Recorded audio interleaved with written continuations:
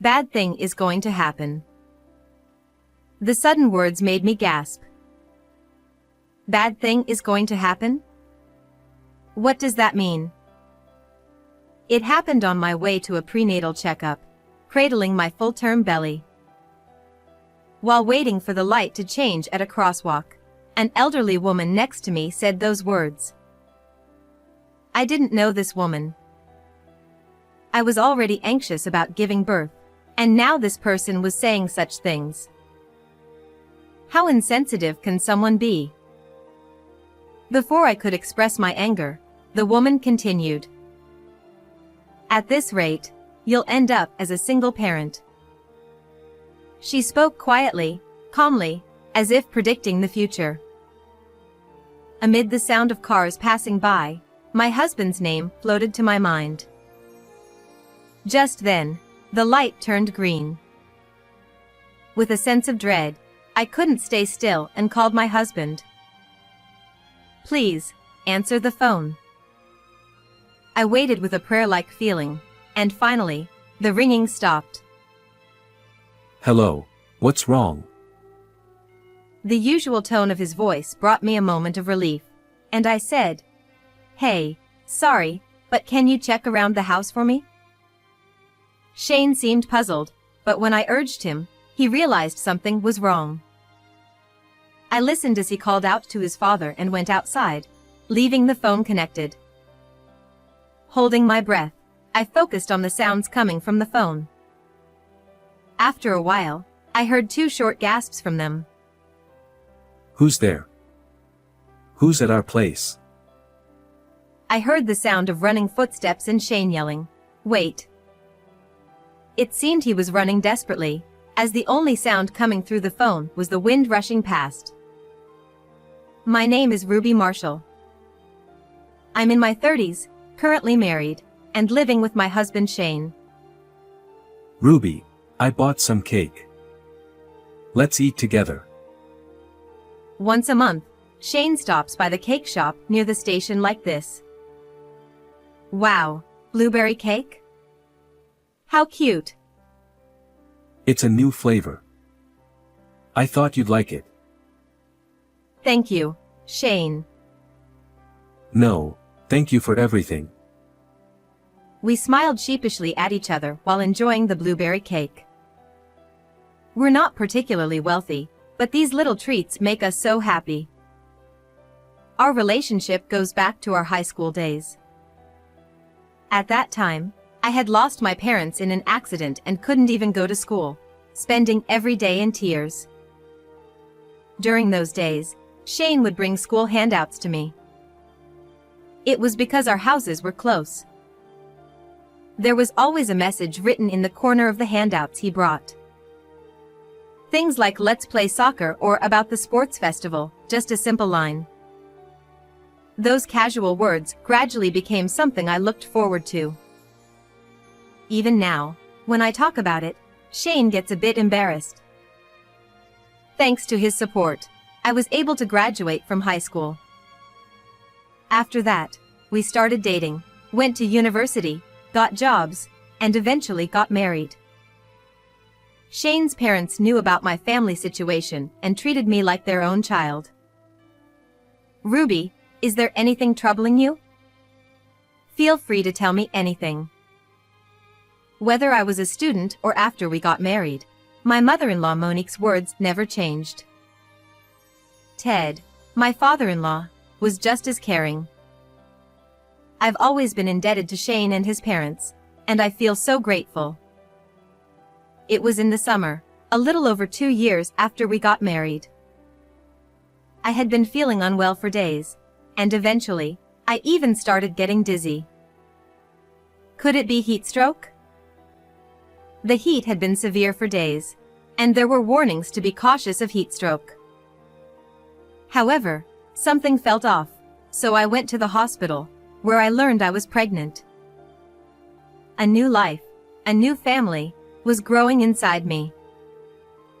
The more I thought about it, the happier I felt, almost wanting to skip. The keychain that says there's a baby in my belly, which I used to see from afar, was now in my hands, and the day had come for me to attach it to my bag. Overjoyed, I went home, prepared dinner, and waited for Shane to return. I'm home. Huh? What's going on? Did something good happen? Seeing me sitting at the table in the living room, Shane seemed to notice something. It was probably because I couldn't stop grinning. Lowering my voice to a whisper, I shared the news of the day. Guess what? I'm pregnant. We have a baby. What? He looked back and forth between my face and my belly, his eyes welling up. We have a new family member. Is there anything more joyful than this? Hearing his tearful words, I couldn't help but tear up as well, nodding repeatedly. We shared the happy news with his parents right after, and they were overjoyed. Though it was over the phone, we all savored that happy moment together. From the next day, despite being busy with work, Shane became even more attentive, making sure I didn't overexert myself. As my morning sickness worsened, I spent most of the day lying down, and Shane became quite worried. Your complexion doesn't look good. How about we live with my parents so they can help out? I wanted to say I was fine. But in reality, I wasn't fine at all. I was anemic, feeling unwell, and I feared I might not be able to meet our baby. When we explained the situation to Monique and Ted, they readily agreed. Of course, we'll support you. Right, Ted? That's right. We're family. Though I felt bad for burdening them, Shane and I decided to move in with his parents. About a month after we started living together, something strange happened. One day, when I returned from a checkup, there was graffiti on the house wall. At first, it was written with chalk, and I thought it was just neighborhood kids playing pranks. But each week, it got worse, and eventually, it was spray painted. Could this be some sort of harassment? When I told Shane and his parents, they all tilted their heads in confusion. For a kid's prank, it's drawn pretty high up. Shane, who is over 170 centimeters tall, noticed the graffiti reached up to his eye level. But there shouldn't be anyone in the neighborhood who would do something like this. We continued to monitor the situation, but the graffiti appeared at random times, and no one in the neighborhood saw anything. In this quiet residential area, who could be sneaking around and doing this? With no answers, the graffiti gradually escalated. One day, as we were trying to live with the unease, the graffiti started including our names. Why do they know our names? I shuddered with fear. Thinking about when and where we were being watched gave me chills. I couldn't even feel safe walking outside, so I discussed it with Shane and his parents, and we decided to install security cameras. For a few days, the cameras didn't capture anything unusual, and the only people passing by were the neighbors. However, on the 5th day after installing the cameras, we finally caught a shadowy figure. Early that morning, I woke up from the discomfort and groggily approached the window, where I saw something quickly move near the house. Startled, I checked the security camera and saw a man, around 170 centimeters tall, dressed entirely in black. He wore a hat pulled down low and had his face half covered with a mask. His face was unrecognizable, and I didn't recognize him. He sprayed the graffiti and quickly left. Who is that? As I stood there in confusion, Shane came over. It's hot. I couldn't sleep well. He had also woken up from the discomfort, but there were more pressing matters. Hey, look at this. A man with a spray can was caught on the security camera earlier. My words seemed to snap Shane out of his drowsiness, and he stared intently at the footage from the security camera. As he watched the whole sequence of the man leaving, Shane muttered that he might know who it was. He pointed out the man's average build, the baggy t-shirt, and the way he grabbed the hem of his shirt. Could it be? Do you remember Kenny Green? Kenny Green. I repeated the name, trying hard to recall. Remember that guy who lived next door to us in the apartment? The one who dressed like a musician. What? That guy? The word musician brought back memories. Shortly after Shane and I started living together, we had rented a cheap apartment. Our neighbor at that time was Kenny Green, and when we went to greet him after moving in, he seemed like an ordinary student. He wore baggy sweatshirts and kept fidgeting with the hem of his clothes. We had a dispute with him once over noise, which was caused by his loud music played early in the morning. He blared rock music at ear-splitting volumes in the dark hours before sunrise. Although not every day, the frequent noise made it difficult for Shane and me to get enough sleep. We started to go to work sleep-deprived. The growing irritation became harder to bear. As the days dragged on, Shane finally had enough and went to complain. Kenny, however, became enraged. I want to listen to Summertime Blues. What's wrong with that? I'm asking you to lower the volume. Then it's not rock anymore.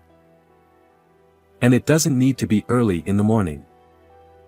It's disrupting our sleep. Rock is meant for early mornings. His claims were incomprehensible, and despite being in English, nothing got through. His shouting and tantrums were childish and only intensified.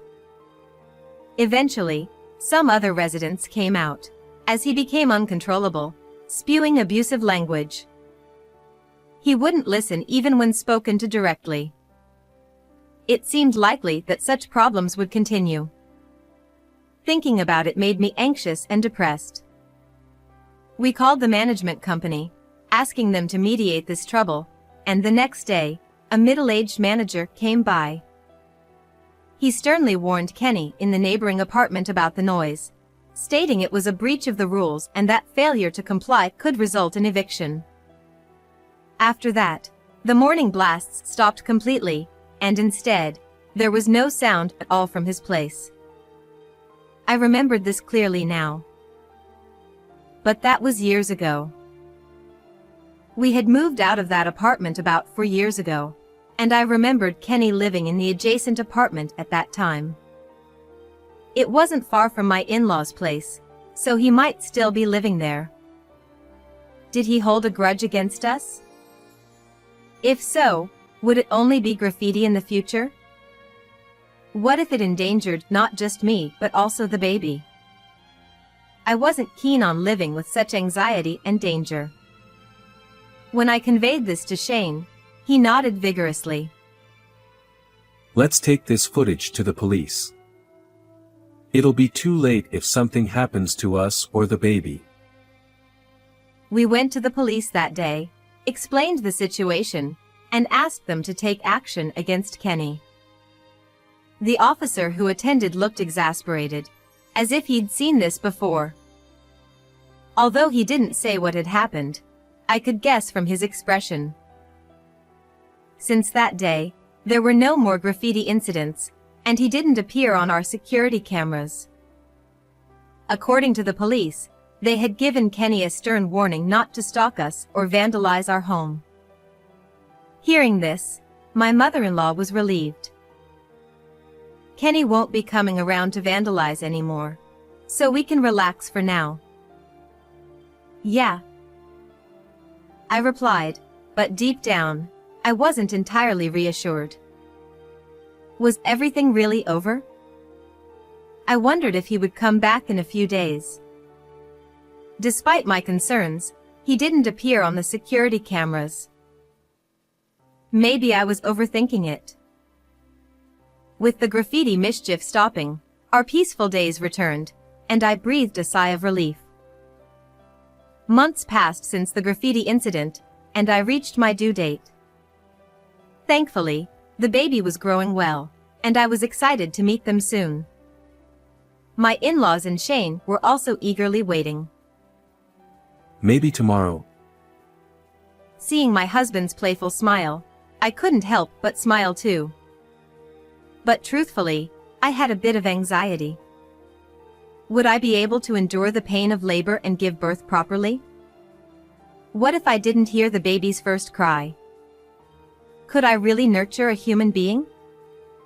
The more I thought about it, the greater my anxiety grew, and I sometimes cried alone.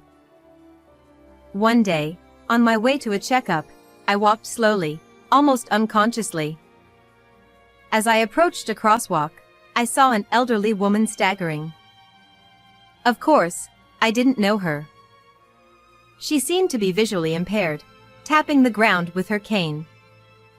I hesitated, wondering if she would be startled if I spoke to her. However, since she was about to cross the red light, I decided to speak up. The light is still red. To my surprise, the elderly woman didn't seem shocked at all and simply said, "Oh, I see," and stopped. "Thank you very much." As we stood together for a while, the elderly woman suddenly turned her face towards me. She gazed at my protruding belly, stared for about 10 seconds, and then said, "That child, it's not going to be okay." What? I was taken aback by her sudden comment. Not okay? What did she mean? Before I could say anything, the elderly woman continued. "If things continue like this, you'll end up as a single parent." As cars whizzed by, for some reason, Shane came to mind. At that moment, the light turned green. The image of Shane's playful smile flashed in my mind, and danger signals began flashing. My anxiety was overwhelming, and I couldn't sit still. I called Shane, who should have been working from home that day. The ringtone echoed. "Please pick up." Waiting with a prayer-like feeling, the ringing stopped. Hello, what's up? His voice was calm as usual, which reassured me for a moment, but I quickly said, I'm sorry, but could you check around the house?" Huh, why suddenly? "Hurry up." Shane seemed puzzled, but realizing something was serious, he must have understood. I listened as Shane spoke to my father-in-law and went outside, keeping the call connected. I held my breath, focusing on the sounds on the other end. For a while, I heard Shane and Ted talking, but then I caught a short exclamation. "Ah." Who's there? I also heard running footsteps and shouting. Wait. It seemed someone was lurking around the house, and Shane and his father were chasing them. Shane's frantic running made the sounds on the smartphone become like the noise of wind. The sound of a sandstorm, rustling clothes, and running footsteps filled the line. Finally, it sounded like they had caught up with the person, and I heard a familiar, angry voice. You made me lose my job. I won't forgive you. Don't think you'll be happy now. Followed by a roar-like sound. For a while, there were clashing metal sounds and cries of "Stop. It's dangerous." I could only grip the phone with sweaty hands, my anxiety rising. The sounds of a scuffle continued, and I tried desperately to understand what was happening. There were ongoing roars, mixed with a powerful shout of "Ha!" The metal clattering sound followed by a thud, and then silence on the line. What was going on? No one said anything. I couldn't understand anything. Overwhelmed by fear, I shouted, "Shane? Shane! Answer me!" Shane brought the smartphone closer to his face, breathing heavily, and called my name. Now, Kenny. What? He had a knife. Kenny had a knife. And he. Gasping for breath, he spoke in broken sentences. Kenny had a knife? Are you okay? Are you hurt? You weren't stabbed, right? It's okay. Dad took the knife from Kenny and caught him. He reassured me. Ted, who is usually calm, is well known in the neighborhood as a strict karate instructor. It was probably thanks to Ted that this happened. Shane said he would contact the police and hung up. I felt relieved too and looked around, only to find that the elderly woman who had been beside me just moments ago was gone. The traffic light had turned red again. It all felt like a daytime dream, as if what had just happened wasn't real. Maybe Kenny was waiting for an opportunity to break into the house and harm Shane. If that was the case, it's a chilling thought. But thanks to that old woman's words, the worst outcome was avoided. I quietly whispered a thank you in my heart. Later that day, after returning from my checkup, Shane greeted me a few meters away from our house. As soon as he saw me, he ran over with a look of relief on his face. I'm glad you're safe. Thanks for calling earlier. He smiled, acting as if nothing had happened, showing concern for me. But how did you know? Well, there was this old woman. I told him about the elderly woman I had met earlier, and we both tilted our heads in confusion. There was no blind person in either of our families, and Shane seemed not to know her either. Anyway, Dad and I are both fine, and Kenny has been arrested, so we can relax now. But, since he knows our address, who knows when something like this might happen again? I confessed my anxiety about continuing to live here, especially after the graffiti incident. To be honest, I want to move far away. I want to have my baby in peace and raise them in a safe environment. I want a life where no one threatens our daily peace. As I spoke, tears of anxiety welled up, and Shane nodded. Let's talk to my parents and start preparing to move. We explained the situation to my in-laws, and they agreed that we should move as a family to a distant place. To be honest, we were a little scared too. Moving to a new place takes courage, but given the circumstances, it was the only option. We decided to sell the in-laws' house and began preparing for the move while looking for a new place. I rolled up my sleeves, ready to dive into the work, but Monique quickly stopped me. Ruby, I'm sure you understand. She firmly reminded me not to lift or carry anything heavy. Leave that to us. You need to take care of yourself. Grateful for her kindness, I started sorting through my belongings. While packing, I came across an old photo album of my deceased parents. It was covered in dust, and the colors had faded. As I flipped through the pages, the blurry photos taken with a film camera evoked a nostalgic atmosphere. Suddenly, a photo slipped out from one of the pages, likely because the glue had worn off.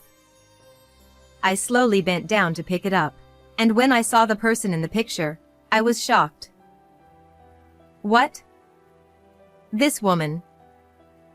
Standing beside my parents, who were holding newborn me, was the blind elderly woman from earlier, smiling. I turned the photo over and saw my father's handwriting, Ruby meeting her great-grandmother Annie for the first time. So, that elderly woman from earlier was my great-grandmother. But how could she still be alive? I grabbed my smartphone and immediately called my uncle. After a few rings, he answered in his usual relaxed tone. Oh, Ruby, it's been a while. I wanted to ask you something. Where is great-grandmother Annie now? Annie? She passed away a long time ago. His words hit me like a ton of bricks. leaving me overwhelmed with shock, disappointment, and a sense of regret. Was it my great-grandmother's ghost that I met at the crosswalk? Why didn't she say anything? Why didn't she tell me she was my great-grandmother Annie? Oblivious to my turmoil, my uncle began reminiscing about the past. It was a hot summer day. Even at the end, she was worried about you, Ruby. My great-grandmother? Yes, right after your parents died in that accident. She was always concerned about you being alone. My heart swelled with emotion, and I fought back tears. But look at you now, doing just fine. Annie is surely watching over you from the other side. I nodded repeatedly as I looked at the photo in my hand. Inside my belly, my baby gave a small kick. That's right, I'm about to become a mom now. Yes. Yes, that's true. I then asked my uncle where my great-grandmother's grave was, promising to visit once things settled down. That's a good idea. I'm sure Annie will be happy. After hanging up, tears streamed down my face. My great-grandmother had been worrying about and watching over me all along. Not just me, but also the baby in my belly, and Shane too. Realizing the depth of her love, I cried big, heartfelt tears. Thank you, great-grandmother. I'll do my best to give birth to a healthy baby. I spoke to the photo of my great-grandmother, asking her to keep watching over me. Later, we successfully found a new home and moved there without any issues. It's a place known for its strong focus on child rearing, and we've started our new life here. Before I knew it, a few months had passed since we moved. I was able to give birth to a healthy baby boy, and the moment I met him, I was overwhelmed with emotion. Ruby, thank you. And thank you, baby, for being born. Seeing Shane's joy, so exuberant he seemed ready to burst into dance, made me both happy and embarrassed. After discussing it with my husband, we named him Andre, and ever since we brought him home, it's been a whirlwind every day. Everything is new to us, and we're figuring it out as we go. I just changed his diaper, and he needs another one already? Reaching out with a sigh to our wailing son, I felt frustrated and ashamed that I couldn't find my child adorable when he cried so much. Babies are supposed to cry, it's their job. But when it happens this often, I can't even get to my chores, let alone take care of myself. Gradually, I started losing confidence. Maybe I'm not cut out for motherhood after all. What kind of mother thinks like that?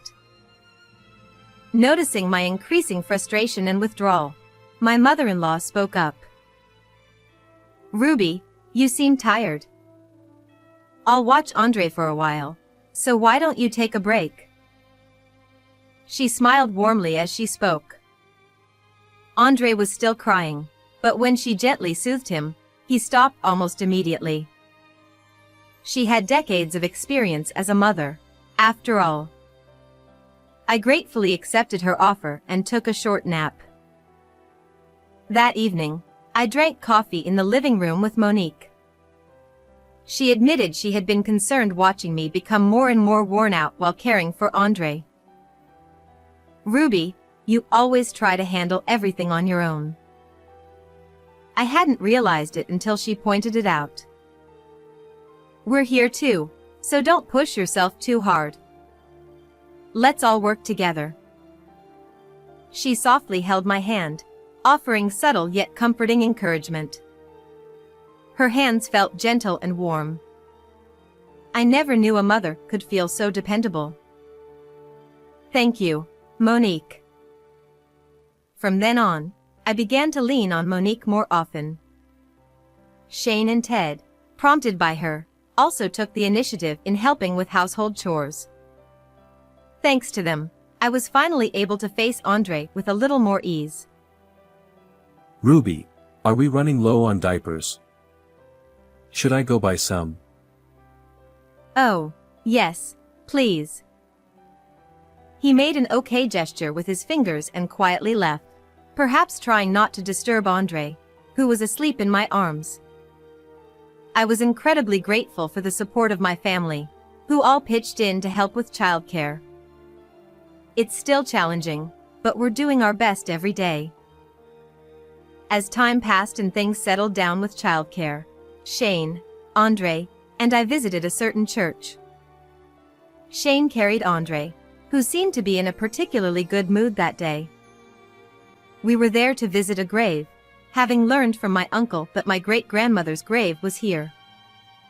When we arrived at the gravestone, we cleaned it, offered flowers, and prayed. The white lilies stood tall and proud, while a gentle breeze quietly passed by. Andre giggled happily in the wind.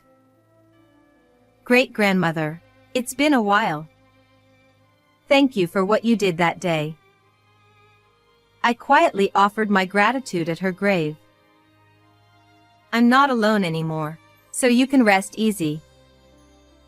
There was no reply. The gravestone stood there silently, and only the peaceful flow of time continued. Suddenly, Andre started to fuss. Huh? What's wrong? Are you hungry? Just as Shane tried to soothe him, a gust of wind swept through, gently brushing against Andre's cheek.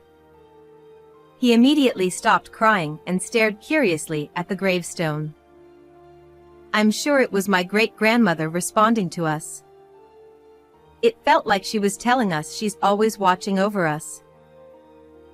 How did you enjoy this story? Don't forget to subscribe to our channel. See you in the next video.